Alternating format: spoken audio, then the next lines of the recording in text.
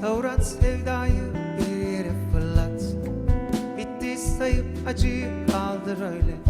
At. Sor, herkese sor, acılar unutuluyor. Ağlayınca gözlerinden silinmiyor.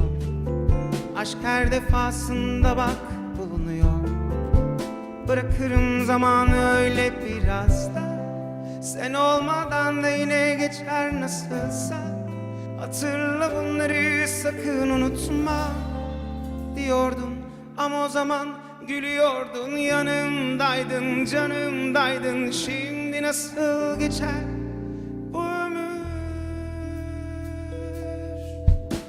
Susma, söyle nasıl yaşar böyle insan. Susma, konuş hadi anlat büyük insan. Söyle, bir aşk mı çare olurdu o zaman mı böyle?